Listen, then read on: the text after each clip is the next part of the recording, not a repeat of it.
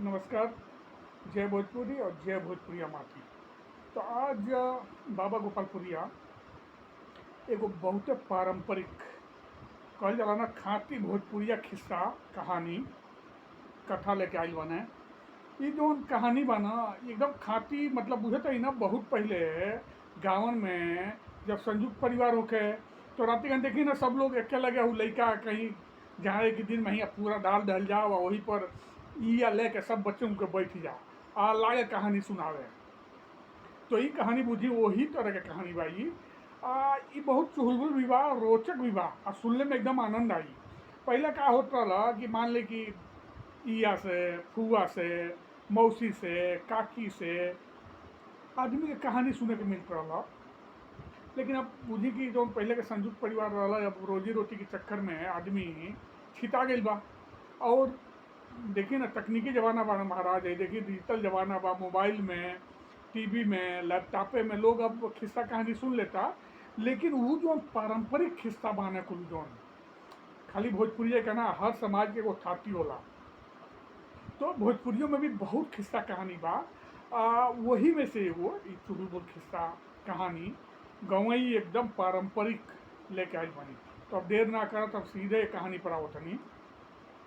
तो कहानी के जो शीर्षक बना वो ई बा कि कम दर बघवा के ढेर दर टिपटिपवा के।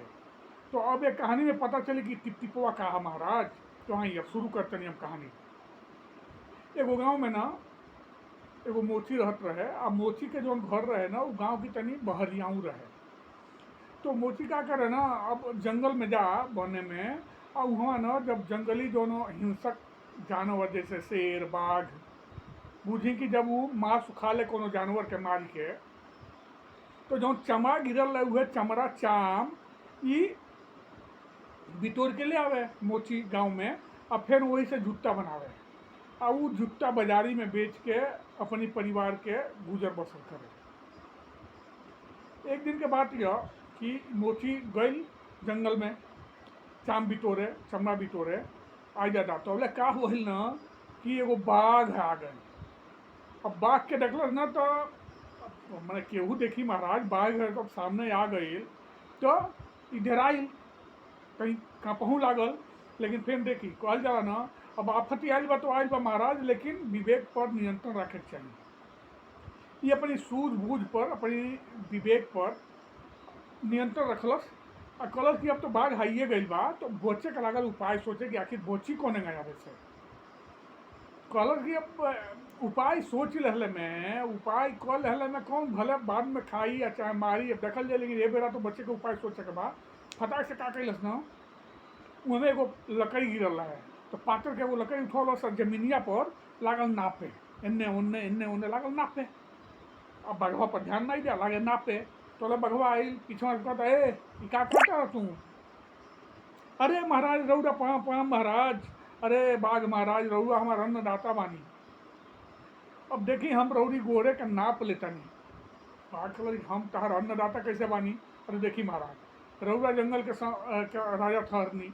रउरा जो जानवरों कुल के खा के ओकर चाम छोड़ देनी उहे चाम बिटोर के हम घरे ले जानी आ घरे ले जाके उसे जूता बनावेनी आ उहे जूता हम बाजारे में बेचे नहीं। वही से जब 2-4 रुपया मिल जाला 2-4 पैसा मिल जाला वही से हमार गुजर बसर होला, हमारी परिवार के रोजी रोटी चलला। तब रउरा हमार अन्नदाता बानी कि नहीं। तब बताई हम दुनिया भर के लोग खातिर जूता बनाओ तनी और जौन अन्नदाता हमके भोजन नसीब कराओ तनी वहाँ खातिर हम कहे नहीं वहाँ की पैर खातिर एगो जूता बना दी। अब बताई रउरा मान ली जंगल में बानी जंगली जानवरों के पीछे भाग के उसको पकड़ पड़ेला। रउरा मान ली कि पैर में रउरी कब कांटा उता चुभ जात हुई तो जब जूता बन जाई तो रउरा आसानी रही। तो रउरा उतने ज़्यादा शिकार करब और उतने फायदा हमके होई, उतने हमके चाम मिली या हम उतने जूता बना के बेचब।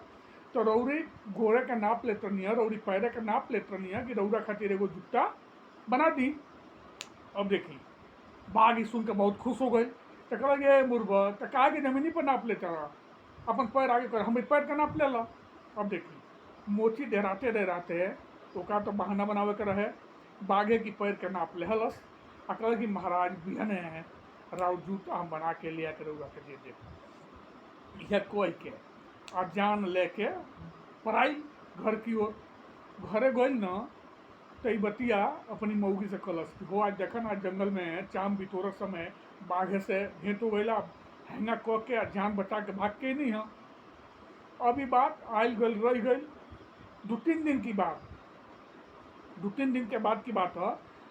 लागल टिप टाप बुन्नी होके बरखा लागल शुरू हो गई। अब बुझी कि बरखा खुलबे नहीं करे।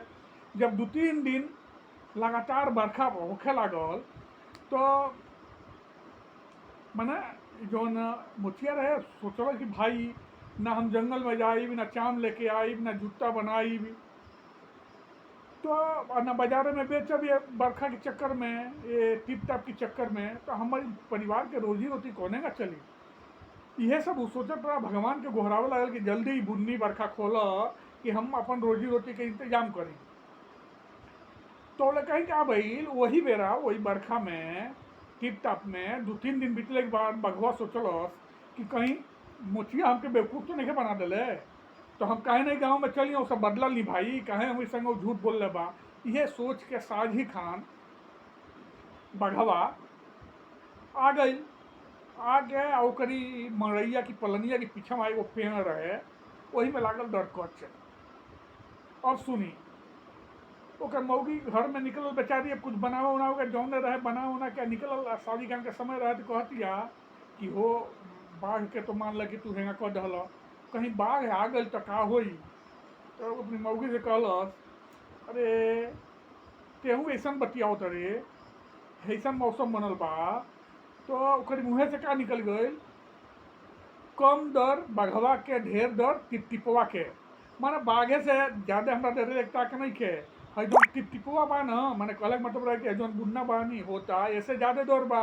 काहे कि बुन्ना बानी होई तो हम कहीं जा ना पाई, कहीं जाए नहीं तो हमारी अच्छा तोहरी रोजगार के जुगाड़ ना हो पाई, नून रोटी कोने का चली। ये टेंशन रहे केकरा मुखिया के। यही पर उकई दर अपनी मौगी से कि कम दर बघवा के ढेर दर टिपटिपवा के। अब देखी वही बेला बाघ जो रहे ओकर घर के पीछे एगो पेड़ में दरकचत रहे। वही बात सुनत कहत कि अरे ई टिपटिपवा कौन ह जौने से इतना डेरा तक कहता कम दर बघवा के ढेर दर टिपटिपवा के। ई टिपटिपवा कौन है ये भाई। अब देखी अनहरिया रात तोले रात हुए अनहरिया रात आ बघो फिराक में रहे कि कम हमके मौका मिले इनके पकड़ के। लेकिन ओके दिमाग में तबो घूमत रहे कि टिपटिपवा कौन है। तो कहीं वही गांव के एगो धोबी के न गदहा भी लागल। रात के समय एक तो अनहरिया रात बा, बुन्ना बानी होता, बिजली चमकता। बेचारा वही में अपनी गधा के खोजत खोजत एक घरे आयल, मोची की घरे आयल। अब मोची से कहल कि मोची भाई ए मत हमारा गधा बिला गई बा, कहीं देखल ह। मोचिया कहल कि हो लागत आ काफ़ी देर से हमारे घरवा के पिछुआ पेड़ तनी पेड़वा हमारा हिलत न खुल कुछ डरकचत तार गधवे नहीं न ह। अब देखी अनहरिया रात बा, अब धोबी गई पिछुआरे तो बघवा के ऊ का जानलस कि गदहे ह। तो कान पकड़लस आ दौड़ के कूद के वही बाघे के ऊपर बैठ गई आ लागल मुहरी लल ही रहे, बुझते बनी मुहरी से लागल मारे। अब बाघ राम के अकेलिए हेरा गई। बाघवा सोचलस हो न हो ये टिपटिपवा है। अब भागल जान लेके आ धोबी मारे आ बाघ जो भागे। अब देखी वही बड़ा जंगल की ओर बाघ भागे। आई ऐसे मारे कि अरे घरे चल। और बाघ घरी आ गई जंगल की ओर। जंगल की लगभग में पहुँचल तो कहीं का भल कि बिजली चमकल। जब बिजली चमकल न तो धोबिया का देखा था आइयो दादा ये तो हमारा गधावा नहीं है बाघ। हम तबे तो सोची कि इतना तेज कहाँ दौड़ता जंगल की ओर दौड़ता। अब धोबिया न फटाए का कैलस कि वही पर से कूद के अब हमें एगो पेड़ रहे ओकर ढोंढर रहे, ढोंढर जानता नहीं ना खाली जगह हो जाला पेड़वन में, वही में घुस के आ बैठ गई। अब देखी ई खेल वही बेरा एगो सियार देखत रहे। सियारा देखलस वो तो मान ली कि उजियार जब भइल बिजली चमकत तो वो देखलस गरे तो आदमी बैठल ई बाघे की पीठी पर।